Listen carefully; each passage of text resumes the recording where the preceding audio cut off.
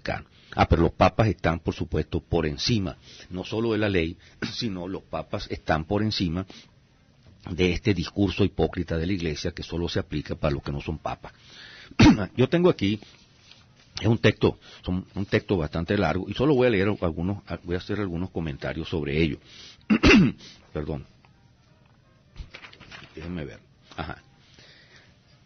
Juan Pablo II, el 1 de febrero del año 2005, fue ingresado de urgencia en el Policlínico Gemelli porque tuvo una laringotraqueitis aguda con laringoespasmo,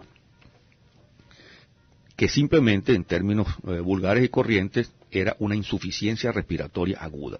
El Papa no podía respirar. El Papa estaba prácticamente a punto de que primero se quedase el cerebro sin alimentación y que hubiera quedado convertido él en un vegetal si no lo atienden a tiempo. Afortunadamente los papas, que tienen todo el poder del mundo y cuando están enfermos tienen una colección de médicos a su alrededor, fue atendido inmediatamente, lo cual evitó que le pasara lo mismo que a Pier Giorgio Welby. Porque si no lo hubieran atendido a tiempo, el Papa se habría convertido en un vegetal. Y habríamos tenido una situación bien extraña en el Vaticano, que era tener un papa vegetal, un papa incapaz de comunicarse, incapaz de hablar, y como es papa, y está allí por voluntad de Dios, electo por el Espíritu Santo, no había manera de sacarlo hasta que se muriera. Y si hubiera pasado 10 años de vegetal, o 15 años de vegetal, o 17 años de vegetal como Eluana Englaro, habría que haber aceptado un papa vegetal por 17 años, una situación que la Iglesia Católica no podía, por supuesto, soportar. El hecho es que, afortunadamente para el Papa, para el poder del Papa, allí había un equipo de médicos que inmediatamente lo sacó y lo llevó, antes que eso tuviera consecuencias graves, al Policlínico Gemelli, y allí fue tratado por esa insuficiencia respiratoria. Estuvo 10 días y lo dieron de alta. Pero 2 semanas después le volvió a pasar lo mismo. Y esta vez fue peor. Fue un caso todavía más grave. Inmediatamente el equipo médico lo sacó de urgencia y entonces apenas ingresó al hospital hubo que hacerle una traqueotomía, porque el Papa no tenía posibilidad de respirar por su cuenta. Se le hizo una traqueotomía y le colocaron una cánula respiratoria. Se dijo que la causa de la crisis era una estenosis funcional de la laringe, pero esa estenosis también afectó la deglución. Aparte que no hay que olvidar otra cosa. El Papa Juan Pablo II sufría de Parkinson. Pero déjenme continuar con esto. El Papa, fue dado de alta el 13 de marzo. En los días siguientes se asomó a la ventana de sus estancias, pero él que tanto hablaba no podía hablar y no habló. Y cuando se produjo el Via Crucis, porque era Semana Santa, el Papa fue grabado de espaldas, pero tampoco habló, y el 30 de marzo se asomó a las ventanas esas a las cuales se asoman los papas, pero sin decir absolutamente nada porque no podía hablar, y parecía un cadáver.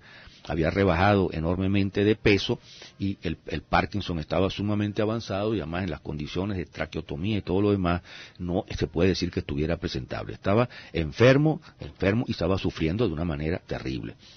Pocos días después fue que el Papa finalmente murió. Ahora, la estenosis funcional laríngea, eso que diagnosticaron los médicos, que sufría el Papa y que llevó a que se le hiciera la traqueotomía, era irreversible. Es decir, si no se resolvía de esa manera, el Papa iba a seguir sufriendo de asfixias, iba a terminar muriendo en alguna de ellas o quedando en estado vegetativo. Lo cierto es que el Papa fue rescatado de eso, pero el Papa además sufría de Parkinson, y el Parkinson estaba afectando no solo la tembladera usual, sino que estaba afectando los movimientos musculares. Y lo que ocurrió entonces con el Papa fue que el Papa entonces perdió la capacidad de deglutir. No podía ingerir los alimentos y deglutirlos porque no se le movían los músculos de la laringe y porque la laringe se le había estrechado. Es decir, la situación era una situación terrible. Y lo que se hace en esos casos, lo que los médicos hacen en esos casos, es entonces meterle una sonda, un pequeño tubo, largo tubo, por la nariz, cosa que parece que no es dolorosa, que no debe ser una cosa muy agradable, para hacer que ese tubo, bajando por el esófago, llegue hasta el estómago y así se lo pueda alimentar. por supuesto, con una alimentación realmente sencilla. Nadie se puede comer un bistec por una sonda, porque no pasa. En todo caso, sería un jugo, una carne disuelta o algo así, una alimentación de bebé, prácticamente. Eso es lo que había que hacer el Papa. Y el Papa prácticamente no, según lo que insinúan los médicos que lo trataron con mucha delicadeza, con mucho cuidado, que realmente se trata del Papa y hay que tener tomar una cantidad de precauciones para decir cualquier cosa. El hecho es que el Papa rechazó que le introdujeran esa sonda, que le pusieran esa sonda. Es decir, el Papa rechazó de alguna forma el tratamiento que le habría permitido seguir en vida en unas condiciones tristes y deplorables. Y para un hombre como el Papa, acostumbrado a toda su fama, su prestigio, su capacidad de hablar, su comunicación, su carisma, toda esa cosa, es algo horrible. De tal manera que, sin entrar en demasiados detalles, esto es un poco más largo y se me está acabando el tiempo, el Papa prácticamente le dijo a los médicos que no le aplicaran el tratamiento que lo iba a mantener en vida.